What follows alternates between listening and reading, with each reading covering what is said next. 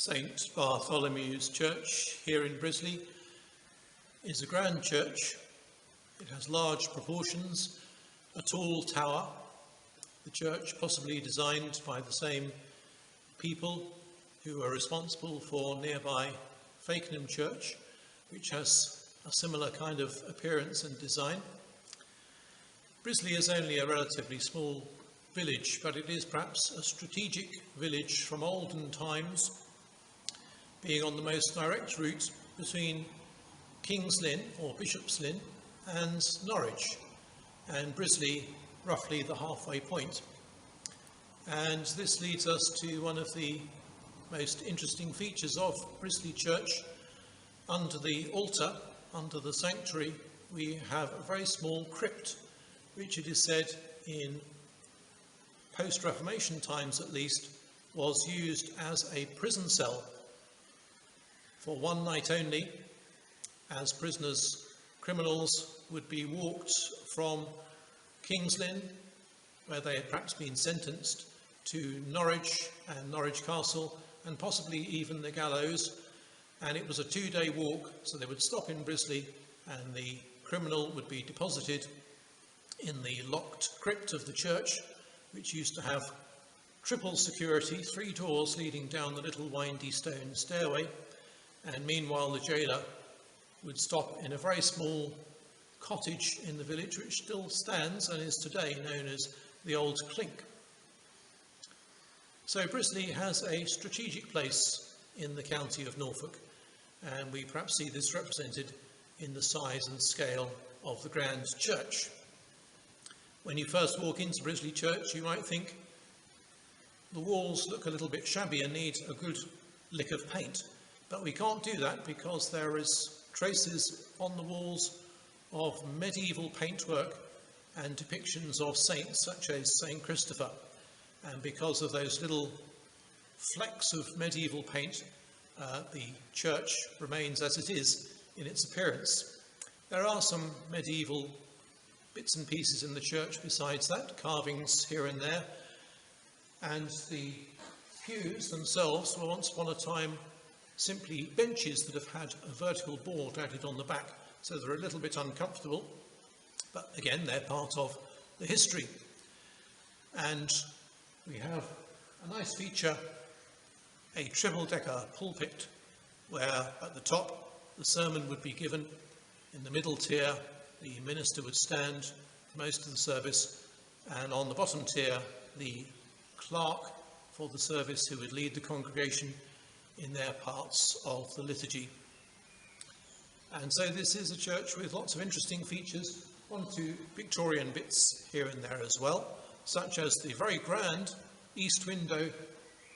It gives us a very dramatic depiction of Good Friday and the crucifixion. So it is a varied church, some very diverse aspects of church history that you can see here and there.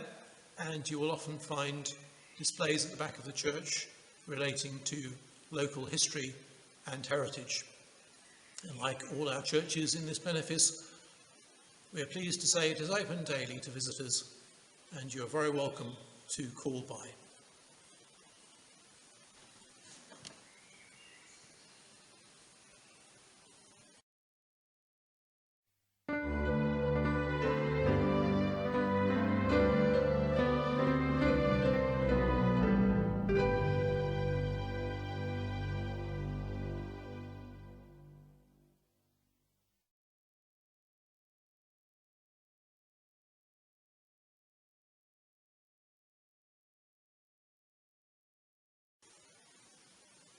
St. Mary's Church in Colkirk is essentially a medieval church, like all of our churches in this benefice, but there are quite a few Victorian embellishments and reconstructions here, where you see the stone looking very smooth.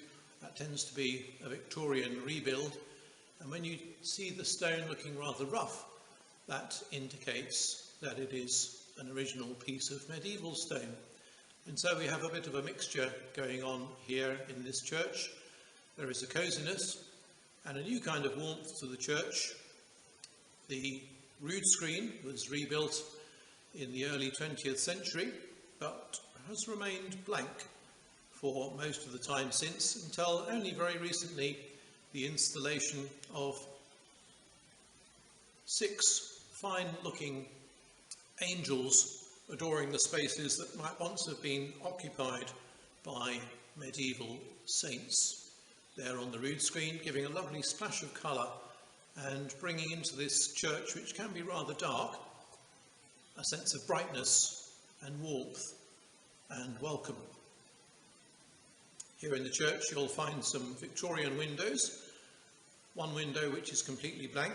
It is said that the window there, which had been stained glass, was blown out during the Blitz in the Second World War by a stray bomb that landed not too far away and blew the window in. The window remains, but in a shattered state. And amongst the Victorian glass you will find in the chancel of the church one rare example of proper pre-Reformation medieval glass. It's just been reassembled in Victorian times in an abstract way.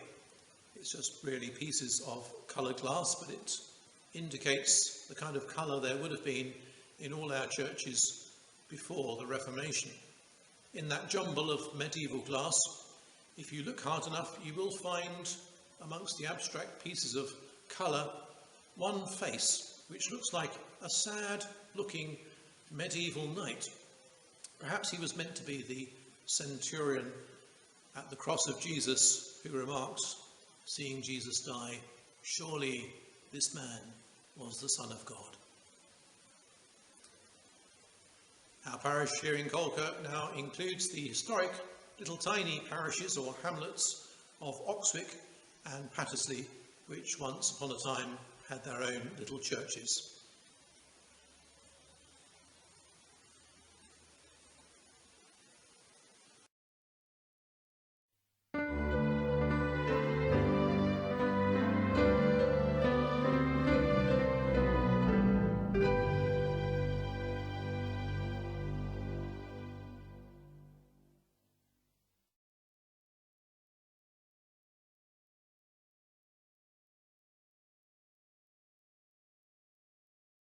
Dunton is a dear little church tucked away in a remote part of Norfolk, but actually only a few yards off the main Fakenham-Kings Lynn Road. It's up in the northwest corner of our benefice. It now falls within the church parish of Shereford. Dunton Church itself is redundant and in the care of the Norfolk Churches Trust, but it does remain open to visitors, and we do have 2 or 3 services here a year, including a communion close to the patronal festival of St. Peter, with the old Dunton communion cup that was created in Reformation times, I think in 1567, and has the name of Dunton inscribed upon it. In Dunton Church you will find some really beautiful Victorian stained glass windows in a sort of pre-Raphaelite style, and with some very rich and dazzling purpley colours here and there. Perhaps the most notable and interesting historic feature in Dunton is an early 20th century recreation of something that would have stood in all medieval churches at one time, of which typically you can only see a few scant remains and evidence nowadays. We have an early 20th century rood screen, but not just a rood screen in Dunton, but a rood loft. So you can stand on top of the screen, and this would have been normal in medieval times. Perhaps it would have been a good place for singers and musicians to go. And there is in Dunton Church an original little windy stone stairway up to the rood loft. Visitors may have access there, but if you do, please do take care. The rood loft is a little bit rickety, but it is safe. But it's a nice illustration of what used to be in all our medieval churches.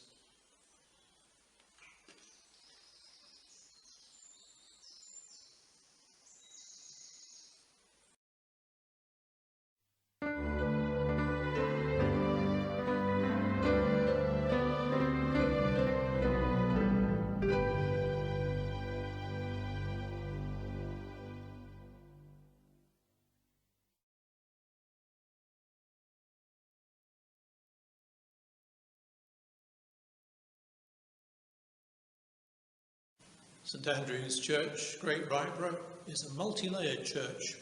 It's an ancient church with a round tower. That means it's somewhere in the region of 1,000 years old. The tower will have been built in the 11th century, either just before or just after the Norman conquest, so very rich history, and then parts of the church would have been built in the centuries following, and then just over a century ago there were high church renovations designed by the well-known high church architect Sir Ninian Compa. The work that was intended wasn't all completed, but you see touches of high church embellishments within the basic medieval frame of the church. One small detail, an illustration of those high church introductions. On the altar here at the east end of the church, we see a very beautiful alabaster reredos with saints either side of a Christ who is unusually beardless. He looks a little bit feminine and gentle, meek and mild, not perhaps to everyone's taste, but I rather like it. It shows a different side of the Christ who we follow. And this is a church rich with heritage. You'll find heritage displays when you visit here. I think it is perhaps the only church in the entire country that during the period of centenary commemorations for the First World War, to mark the date of the passing of each Ryburgh man who died 100 years ago, a full 3-hour peal of bells was rung on that date, and descendants of the deceased invited to come and remember them in that special way. And then moving outside, as an illustration that this is a vibrant church with a community spirit, there is a new building known as the William Martin Building, after a young lad whose remains lie in the churchyard. It was intended initially to be a toilet facility, but it's become much more than that. A kitchen facility, very beautifully made, with local features in the building work, and a place where people can stop and be welcomed and refreshed as part of their spiritual journey, and perhaps even pilgrims on their way to Walsingham.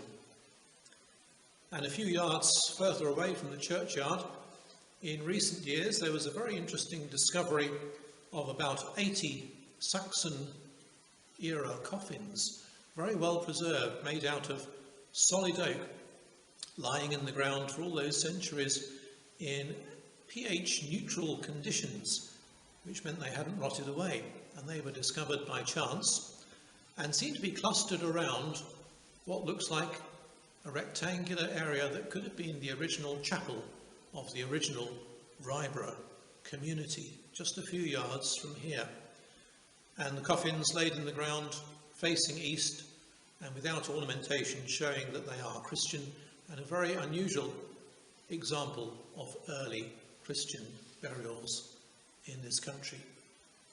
So this is a church rich with heritage that covers many, many centuries. And if you wander about, there is much to look at inside and out. And up here in the chancel, some rather beautiful Victorian windows, just to add to the multi-layered effect of this church.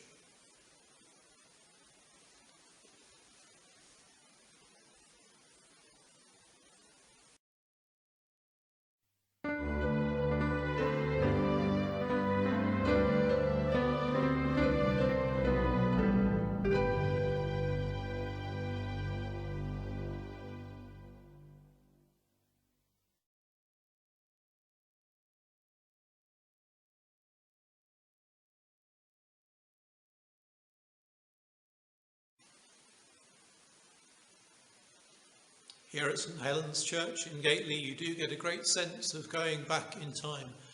It's a very rural, very rustic church with a lovely ambience inside, a timeless place which is a good setting in which to commune with the Almighty. This church has never had an electricity supply, and there are some pre-Reformation features that still remain. Some ancient carvings on the pew ends, and most notably of all, the 8 figures in the rood screen. 4 women on the left-hand side, 4 men on the right-hand side, not necessarily all saints, but notable Christian figures. In some cases their identity is a little bit uncertain. The lady on the right-hand side is Poella de Ridborn, who is a little bit of an obscure, notable figure, and this is probably the only depiction of her in art that exists.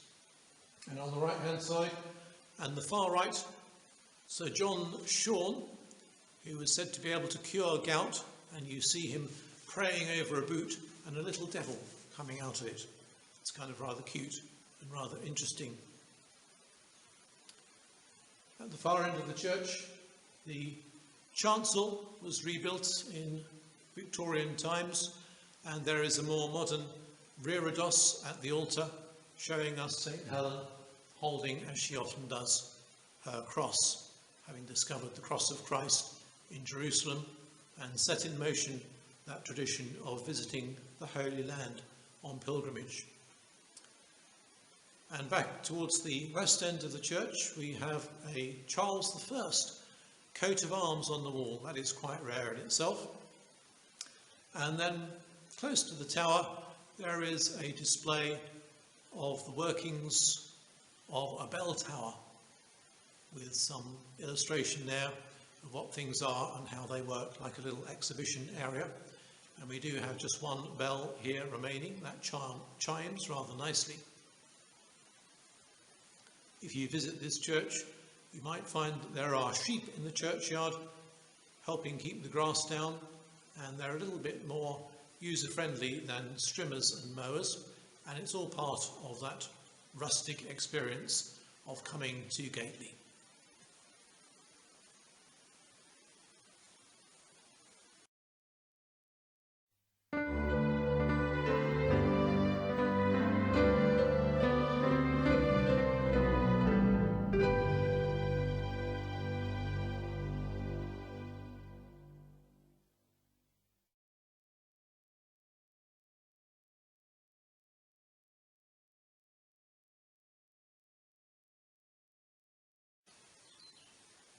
St. Edmund's Church, Horningtoft, the name of its dedication indicating its East Anglian location. King Edmund, who became St. Edmund, the last king of East Anglia, who died at the hands of Vikings, who later were stirred by his faith to turn themselves to the Christian faith, one of a number of St. Edmund churches in these parts. Horningtoft Church is a very simple looking church, very rustic. It is a plain rectangle, which is perhaps how many of our ancient churches would have started out in their design before they became more complex. There was at one time a modest tower by the west door, and also a modest tower on the south side, but it remains these days as just a simple plain rectangle, but a very attractive worship space for that, and the big windows let in the lights in a rather beautiful way when we have an early morning service. Some of the windows in the nave of the church are lancet windows, the old style of very narrow window from ancient times. Inside the church, one of the notable features is, where I'm sitting here, a medieval font that mostly survived the Reformation.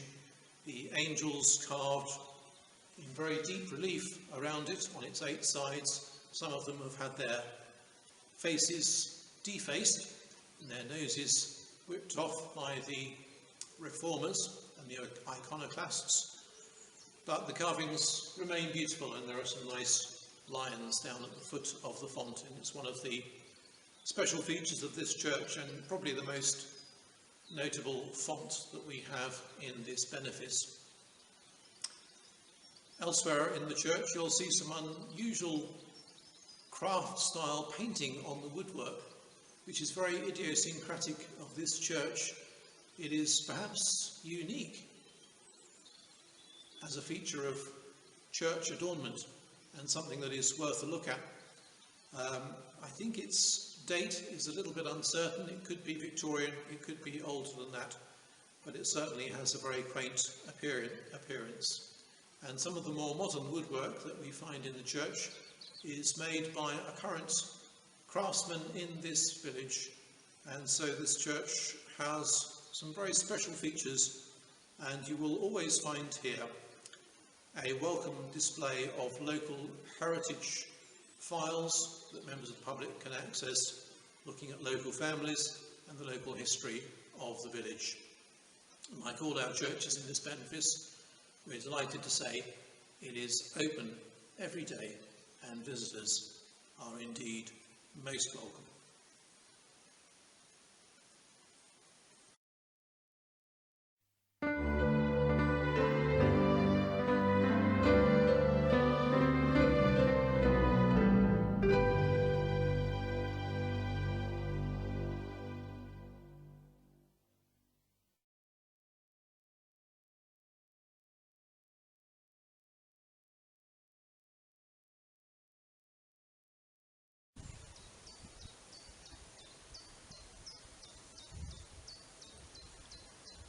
The Church of All Saints, Little Ryburgh, fell into disuse in the middle of the 1800s and became derelicted, and has gradually fallen to pieces flint by flint in the centuries and the decades since.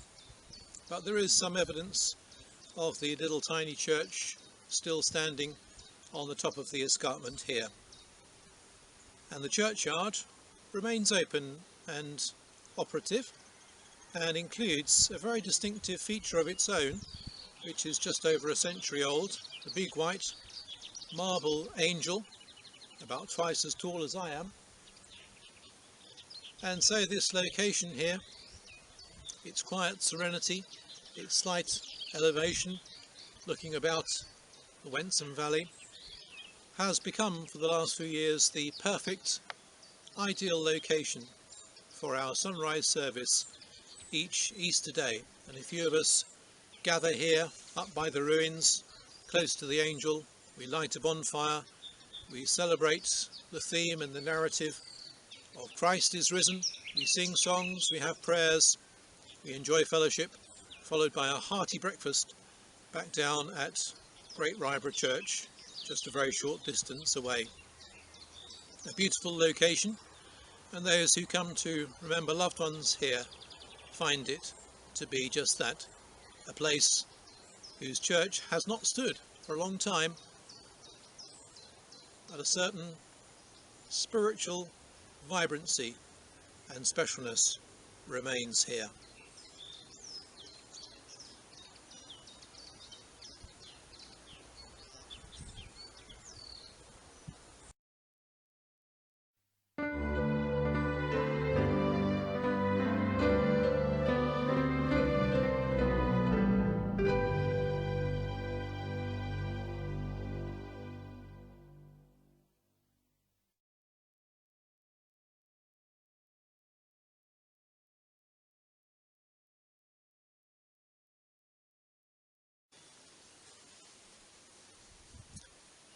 The ruin of All Saints Church, Oxwick, is a little gem if you can find it.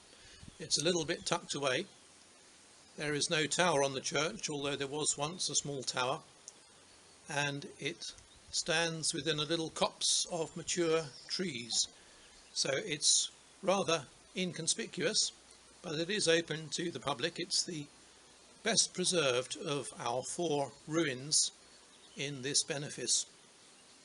We do hold a service here now and again. It lends itself particularly well to the service on Ascension Day, when we think of Christ ascending to the heavens, a church where its ceiling is the sky, and that has a rather beautiful poetic quality to it.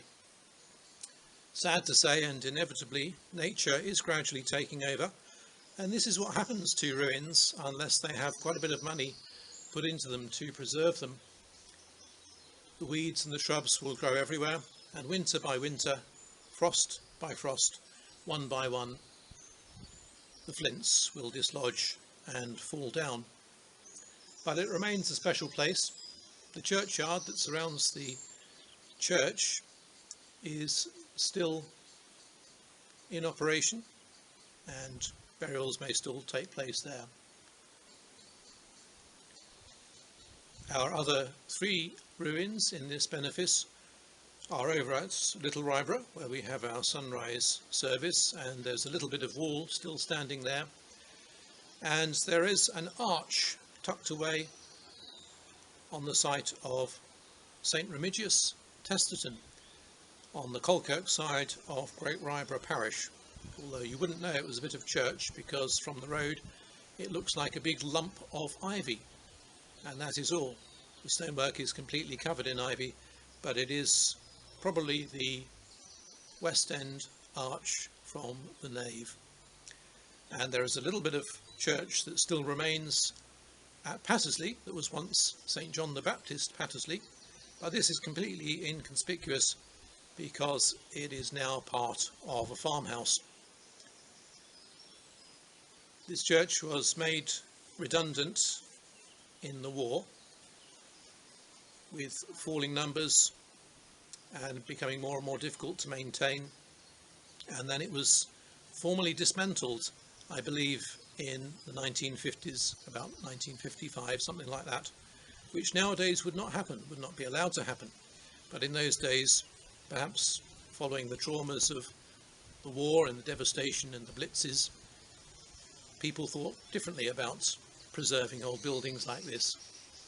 And you can see an old photograph of what this church looked like on the inside from a few decades before that, and it looks really lovely and beautiful and cosy, but churches can be hard to maintain. Nevertheless, we gather here once in a while, and the atmosphere remains very special, and we might say sacred.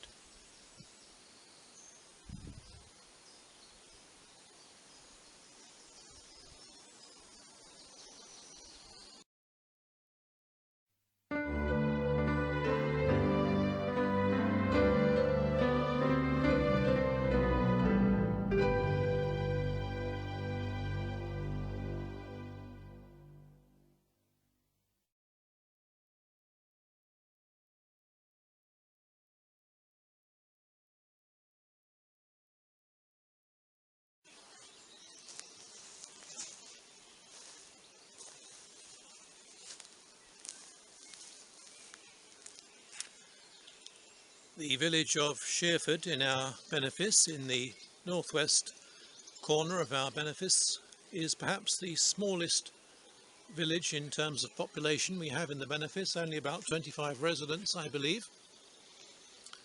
The church is off the beaten track, but all the better for that. It's well worth a visit.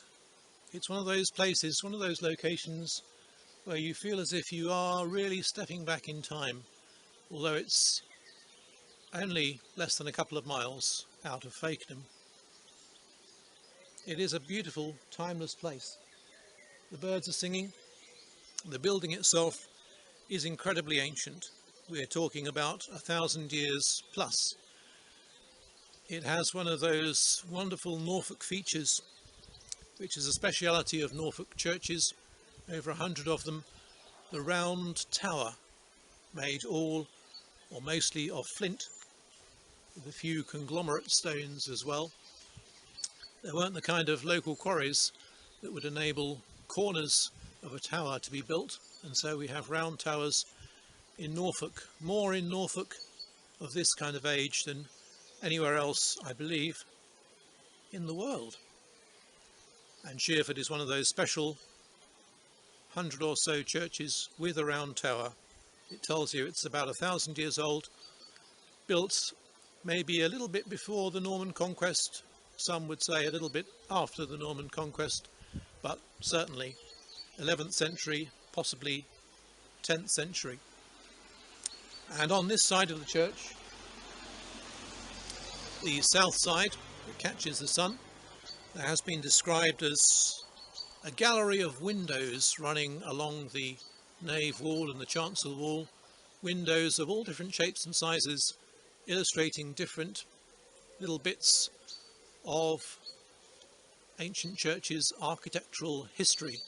And if you know what you're looking for, you'll find this quite interesting. There's a particularly tiny one coming out in the sun there, which is thought to be of Saxon origin, and you can see some Saxon origin stonework near the ground on this south side of the nave wall.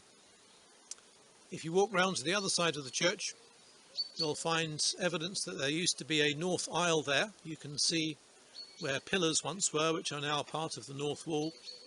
And on the outside, an interesting, fascinating little telltale feature, a priest's hand basin, or piscina as it's known, in what would have been a north aisle chapel, perhaps a lady chapel. And it still sits there in the wall on the outside now, although it would once have been on the inside. This church, dedicated to St. Nicholas, is open to visitors every day. You're very welcome to come. If you know what you're looking for, it's a lovely spot, and there is a rumour, a local legend if you like, from the recent years that one of our most notable visitors to this church was Prince Charles, perhaps when he was staying not too far away at Sandringham, and somebody must have tipped him off. I say, Charles, if you want to look at an interesting, beautiful, lovely church, go to Shereford and you'll be drawn into its history, its elegant simplicity.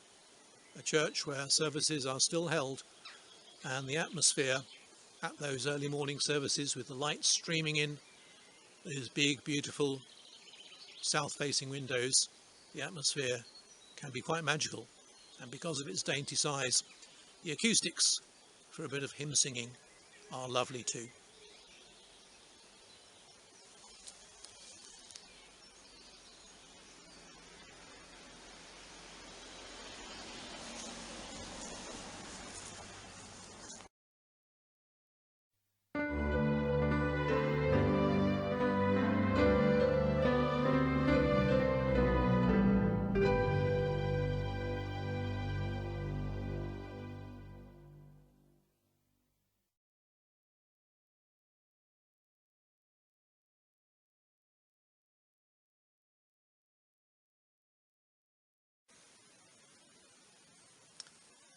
The approach to Whissonsett Church is particularly striking.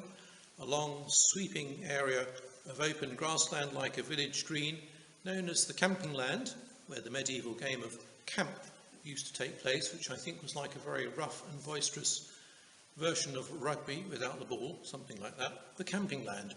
And that introduces you to the majestic site of St. Mary's Church, often catching the sun as you approach on the south side. And when you come into the church, the inside is also rather open and lovely and full of light, particularly here in the nave. Big windows, a kind of open plan design. There might once have been a north aisle and a south aisle adjoining the nave, as you can see evidence of in the stonework. But now it's just one big grand nave area and a slightly darker chancel ahead in a nice way, which is adorned with some interesting Victorian stained glass. It probably has to be said that the most notable feature here inside Whissonsett Church is something that is completely unique in the county of Norfolk, as far as we know. It is a Saxon-era stone cross carved in a beautiful Celtic-y knotwork design. It's over 1,000 years old. Mostly such crosses, which would have been a bit more common 1,000 years ago, tended to simply be broken up and reused in the rebuilding of churches following the Norman conquest. But this one is a rare treasure, a rare survival. It perhaps stood on the north side of the church, marking an area where burials were taking place 1,000 years ago, And it could be that it simply fell over, and over time the grass grew over it, it got buried under the turf, and at the beginning of the 20th century the cross was discovered by chance by a grave digger digging a new grave. And so it finds its place now inside the church in this niche which fits rather nicely. This is an area that perhaps would have been the Lady Chapel a few centuries ago, and I guess there could have been a St Mary in that niche once upon a time before the Reformation. The niche stood vacant for a long time, but now the Whissonsett cross stands in there very nicely. We have a village resident, Trevor Heaton, who is also a professional journalist, who has written a really superb booklet on the Whissonsett cross, beautifully illustrated, and researching its history and its historic significance. And you wouldn't think that perhaps a whole book could be written about one cross, but it is a very good read and very well written by Trevor. Something from Whissonsett's more recent past and more recent history, which is perhaps worthy of note. The Seagrim brothers, sons of the vicar in the early 20th century, who both sadly perished in the Second World War, and one was awarded the George Cross, the other was awarded the Victoria Cross, which I think is a unique accolade for two brothers. And Hugh, who died in Burma and was awarded the George Cross, has a particularly gripping story with his heartfelt Christian faith running through that story in a very graphic way. He was someone who had wanted to be a Christian missionary had he survived the war, but nevertheless in the story of his wartime service and ultimately his death, you do see a lovely illustration of what his faith meant to him. There have been one or two books written about Hugh, which are available.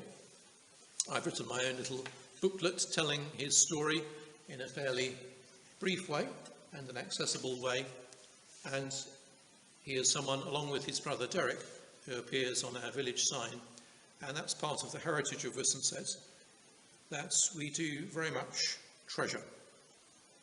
This is a church to enjoy, a church that you will feel welcome, and you are very welcome to come along.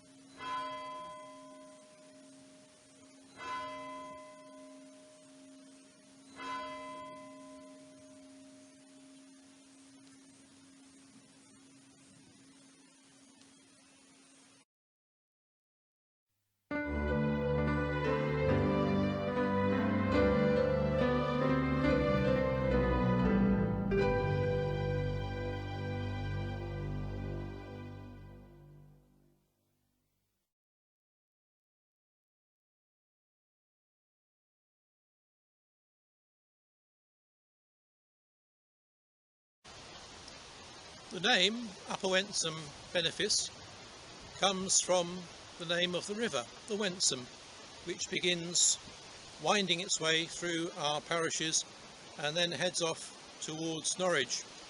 It works its way round in a lovely big spiral, unwinding, going through our benefice and parishes and then off westwards towards the Raynhams, up through Helhoughton and then Shereford, which is in our benefice, and then of course through Fakenham, strictly speaking dividing Fakenham from Hempton, one on either side of the river, and then heads down through Ryburgh, between Great and Little Ryburgh, and off towards Norwich, where it joins the River Yare, and it runs right beside the Cathedral, so we feel a lovely connection here with our diocese. The question may be asked, where does the River Wensum actually begin? Well, that is a question that is open to debate. In the parishes of Horningtoft, Whissonsett and on the edge of Colkirk, there are a number of wells, springs, brooks, ditches and little streams that all run together and eventually converge on what we can definitely call the river. Perhaps the river begins at one of those springs, but when you look at the ditches and the brooks that run alongside the edge of fields, they're clearly been made by human hands in straight lines. And the first part of the little river, the river proper, that looks like it meanders in a very natural way, and that is what I think we can call the river itself, is right here in Norman's Barrow Wood. This is on the western edge of our benefice, and the western edge of the little tiny parish, or former parish, of Pattesley, which is now part of Colkirk. There was once a Pattesley church, St. John the Baptist. A few remains of the church are now incorporated into the local farmhouse. But here in Norman's Barrow Wood we see the river beginning in its proper form, looking like a river, and this is where I'm standing right here. The name Norman's Barrow comes not from Normans from France, but from Norsemen, in other words Vikings, and their barrow is a burial ground in one of the lumps and bumps that are in the little woodland here. It is a very magical spot, standing here in what in one sense is a remote part of Norfolk. One does nevertheless feel connected with much of the county and Norwich and our cathedral and our diocese.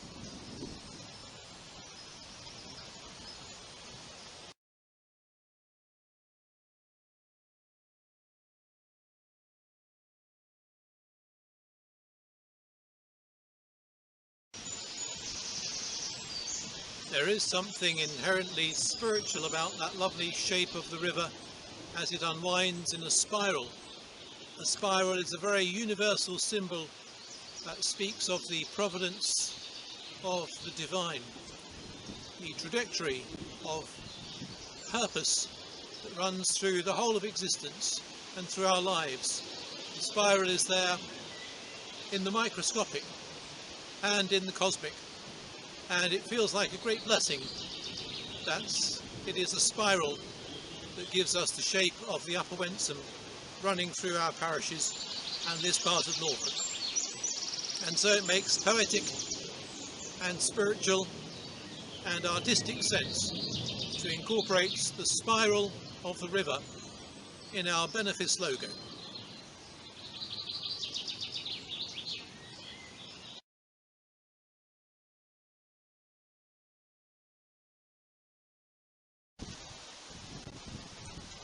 We bless, O God, this river.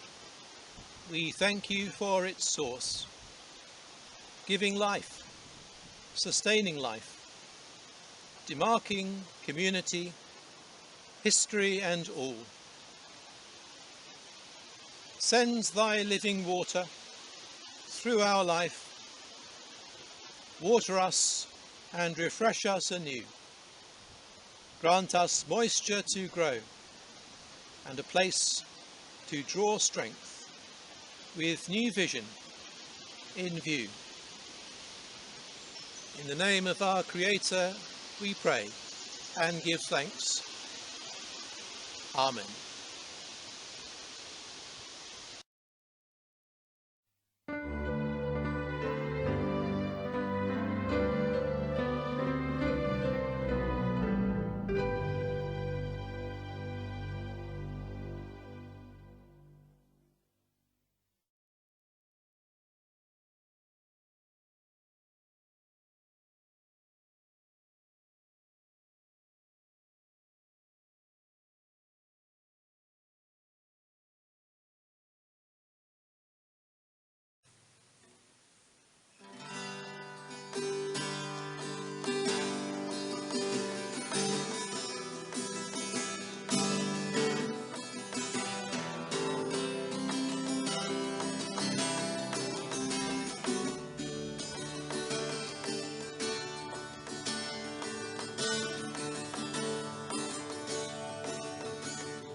King of love, my shepherd is, whose goodness faileth never.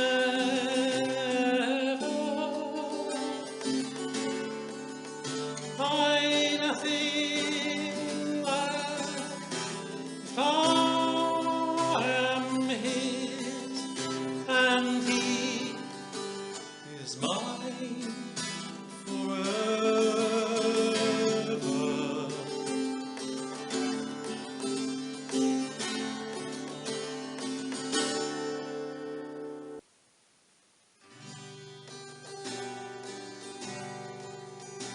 Where streams of living waters flow, my ransomed soul he leadeth, and where the verdant pastures grow with food celestial feedeth.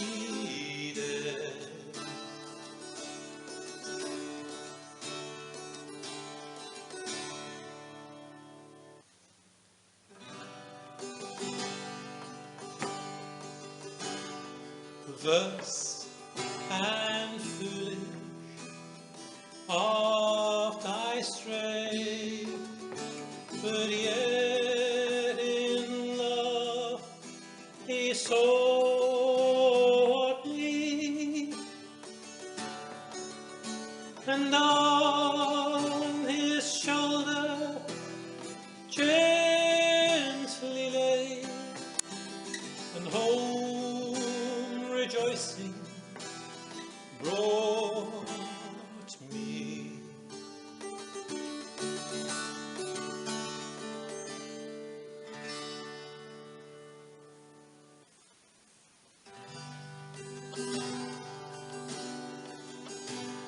In death's dark vale I fear no ill, with thee, dear Lord, beside me.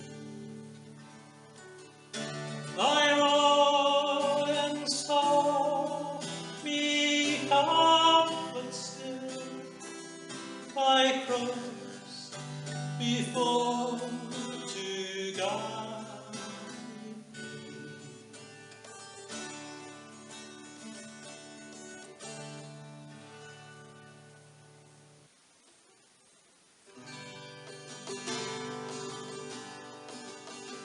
Thou spreadst the table in my sight, thy unction grace bestoweth,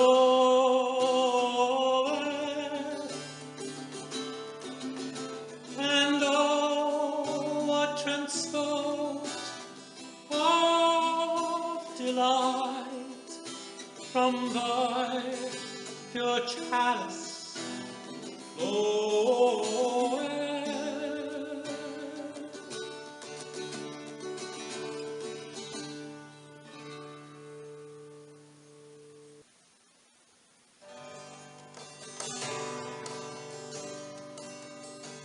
And so through all length of days thy goodness faileth never.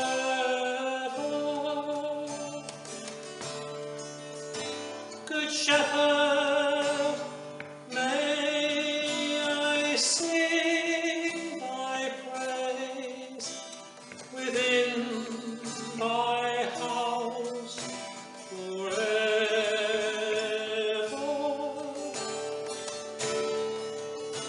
Good Shepherd, may I sing thy praise within thy house forever.